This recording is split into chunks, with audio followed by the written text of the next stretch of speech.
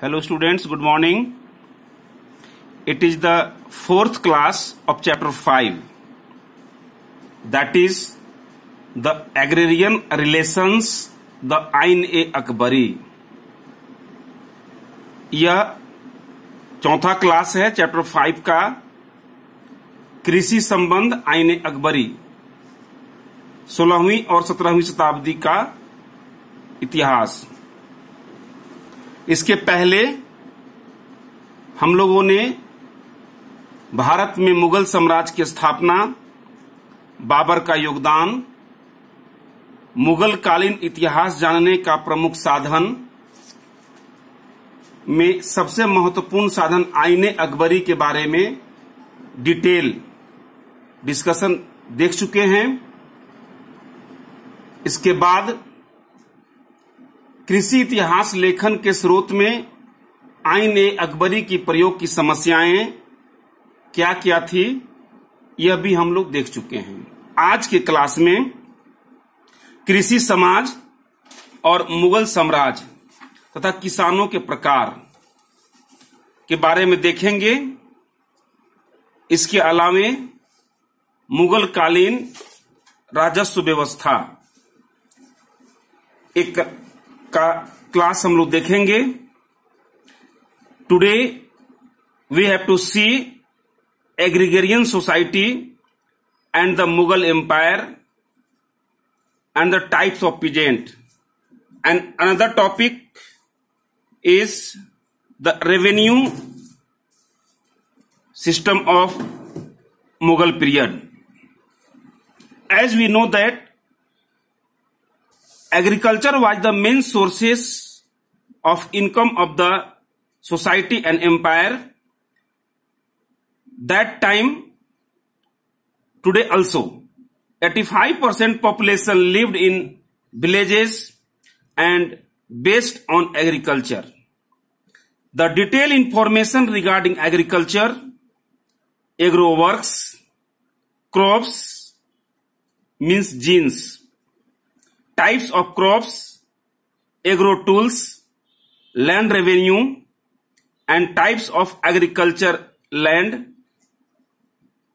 has been given in the Ain-e-Akbari, and we have already discussed about आइन-ए-अकबरी। कृषि समाज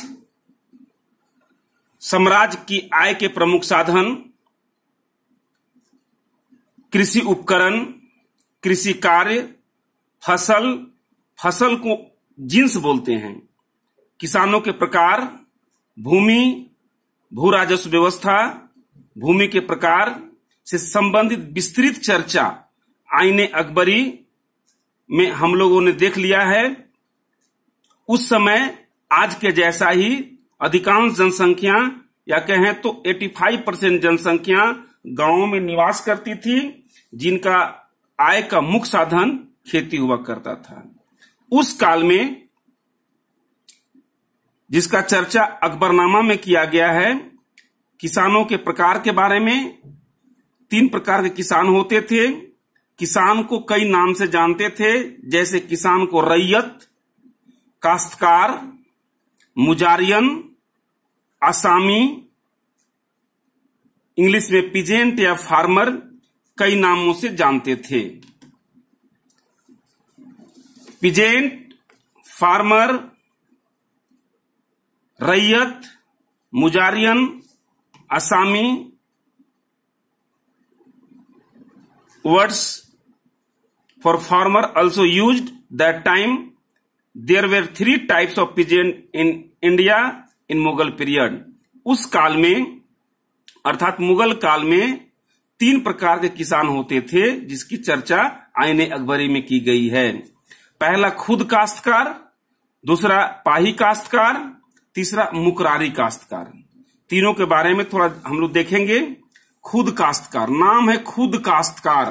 काश्तकार का मतलब किसान, खुद का मतलब स्वयं, अर्थात जो स्वयं खेती करता था, अपने जमीन पर खेती करता था, उसको खुद काश्तकार कहते थे। द लिटरेरी मीनिंग ऑफ खुद काश्तकार is one who cultivated himself in his field known as खुद काश्तकार। यह तीनों में प्रमुख स्थान रखता था। Most important among all the three types. घर तथा खेती एक ही गांव में होता था। Having agro field and residential house in the same village. इसे मीन्स खुद काश्तकार को जमीन हस्तांतरण करने, बेचने, गिरवी रखने का अधिकार होता था। They enjoyed the right of transfer, mortgage और even sale of their land. दूसरा टाइप्स है पाही काश्तकार। पाही काश्तकार, पाही का मतलब होता है जिस गांव में घर होता है उससे दूसरे गांव में खेती करना, उसको पाही बोलते हैं। खेत की भूमि और रहने वाला घर अलग अलग गांव में होता था। Residence and agro land were located in the different villages. बाकी सभी अधिकार खुद काश्तकार जैसा होता था। रेस्ट ऑल राइट्स लाइक खुद काश्तकार। पाही का कंसेप्ट, खुद काश्तकार का कंसेप्ट आज भी गांव में देखी जाती है। तीसरा जो प्रकार है मुकरारी काश्तकार, यह कम हालांकि प्रचलन में था। अकबरनामा में इसकी चर्चा है, लेकिन कई इतिहासकार इसको नहीं मानते हैं। यह अपनी भूमि को किराएदारों, जिसके मुजारिया कहते थे, से खेती कराता था और नियमित रूप से किराया का भुगतान लेते थे। उसे मुकरारी काश्तकार कहते थे। They enjoyed the right of settling cultivation as tenants on his surplus land who were known as मुजारियन। मुजारियन पेइंग रेंट रेगुलरली। इस प्रकार तीन प्रकार के किसानों की चर्चा आईने अकबरी में किया गया है और यही तीन प्रकार के किसान मुगल काल में हुआ करते थे। अब दूसरा टॉपिक हम लोग चर्चा करते हैं मुगल कालीन राजस्व व्यवस्था, revenue system of the Mughal period. वित्त आज भी या पहले भी या हर काल में वित्त जो होता है साम्राज्य का मेरुदंड होता है। साम्राज्य कितना सशक्त है, कितना मजबूत है, उसका मुख्य आधार उस बजट होता है, वित्त होता है। लगभग सभी मुगल शासकों ने साम्राज्य को सुदृढ़ वित्तीय आधार प्रदान किया। अकबर ने साम्राज्य के वित्त व्यवस्था को एक निश्चित तथा वैज्ञानिक आधार प्रदान किया। अकबर द्वारा स्थापित वित्त व्यवस्था ही उसके उत्तराधिकारी की वित्तीय प्रणाली का आधार बना। अर्थात अकबर ने अपने शासन काल में मजबूत वित्तीय स्थिति प्रदान करने का पहल किया, जो उनके उत्तराधिकारियों का पथ प्रदर्शन का काम किया। Finance serves as the backbone of any empire. Almost all the Mughal empire always provide a strong financial base to the empire. The great Mughal Emperor Akbar took admirable step in providing a definite and scientific base to revenue administration of the Mughal Empire. The revenue system introduced by Akbar became the base of his successor, means for coming rulers. Mughal काल में आय के साधनों को दो भाग में बांटा गया था। There were two types of sources of income in Mughal period. Number 1 केंद्रीय कर, सेंट्रल टैक्स, आज भी ऐसा ही है। दूसरा स्थानीय कर और लोकल टैक्सेस। केंद्रीय कर में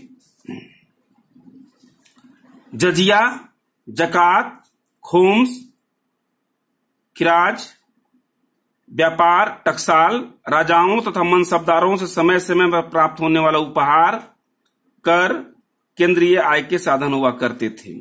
अब प्रश्न आते हैं, जजिया क्या है? जजिया एक प्रकार का मुगल काल में केंद्रीय कर हुआ करता था। हालांकि जजिया पहले से चलते आ रहा है। दिल्ली सल्तनत के शासकों ने जजिया कर को इंट्रोड्यूस किया। बीच में कई बार हटाया गया, कई बार लगाया गया। अकबर ने इसको हटाया, बाद के शासकों ने इसको फिर से इंट्रोड्यूस किया।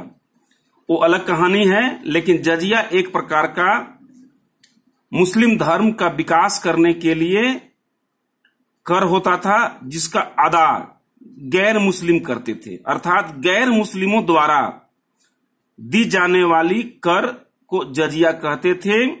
Paid by non Muslim population for development of Muslim culture and religion known as जजिया टैक्स। जजिया कर देने वाले, जिसको जिम्मी कहते हैं, अर्थात गैर मुस्लिम लोग को जिम्मी कहा जाता था। यह 2 नंबर में प्रश्न आते हैं, जिम्मी किसे कहते हैं? द पॉपुलेशन पेड जजिया टैक्स नोन एज जिम्मी। बेसिकली नॉन मुस्लिम पॉपुलेशन को जजिया कहते थे। दूसरा है जकात। यह एक प्रकार का धार्मिक कर होता था जो मुस्लिम द्वारा दिया जाने वाला कर था। Religious tax paid by Muslim. हर व्यक्ति मुस्लिम धर्म में चाहे कितना भी गरीब हो, अपने से गरीब के लिए थोड़ा टैक्स, थोड़ा धन बचा के रखता है, और वो धार्मिक कर के रूप में होता है जो अपने से गरीब के लिए देते हैं, उसको जकात कहते हैं। खुम्स। मुगल काल में जो युद्ध में सैनिकों द्वारा लूटी गई संपत्ति थी, उस पर राजा कुछ टैक्स लेता था। युद्ध में सैनिकों द्वारा लूटी गई संपत्ति के ऊपर जो टैक्स लगाया गया उसको खुम्स कहते थे। Paid by army from looted property in the war. खिराज को भू राजस्व कहते थे। लैंड रेवेन्यू था खिराज। यह सबसे महत्वपूर्ण साधन था, यह सबसे मोस्ट इंपोर्टेंट सोर्स था, जिसकी डिटेल भू राजस्व हम लोग को आगे पढ़ना है। इसके अलावा व्यापार उस समय होती थी, टकसाल जहां सिक्के ढाले जाते थे, और राजा और मनसबदार। मनसबदार की कहानी हम लोग अगले चैप्टर में देखेंगे डिटेल। उस समय जितने भी अधीन राजा थे, प्रांतीय राजा थे जो अकबर के अधीन थे, और मनसबदार थे, उस समय समय पर राजा को कुछ न कुछ उपहार टैक्स देते थे। वे सभी केंद्रीय कर का भाग होते थे। इसके अलावा स्थानीय कर। स्थानीय कर में विभिन्न प्रकार के चुंगी, हाट बाजार से, पथ कर के रूप में, नाव तथा सड़क पर लगाया जाने वाला कर जो स्थानीय कर का पार्ट हुआ करता था। इस प्रकार मुगल साम्राज्य में आय का साधन निश्चित किया गया, और अकबर ने पहला प्रयास किया कि आय को वैज्ञानिक आधार दें, आय निश्चित हो। केंद्रीय कर और स्थानीय कर अलग अलग विभाजित किया गया। टैक्स का रूप को विस्तार किया गया, जिससे साम्राज्य का आय में वृद्धि हुई, और यही साम्राज्य की आय की वृद्धि साम्राज्य का सफलता का कारक बना। और अकबर ने अपने शासन काल में एक विस्तृत और मजबूत शासन प्रदान करने का प्रयास किया, जिसका सबसे बड़ा कारण था उसका राजस्व प्रणाली और उसका भू राजस्व व्यवस्था। नेक्स्ट क्लास में हम लोग भू राजस्व के बारे में चर्चा करेंगे। आज के लिए इतना ही। Thank you.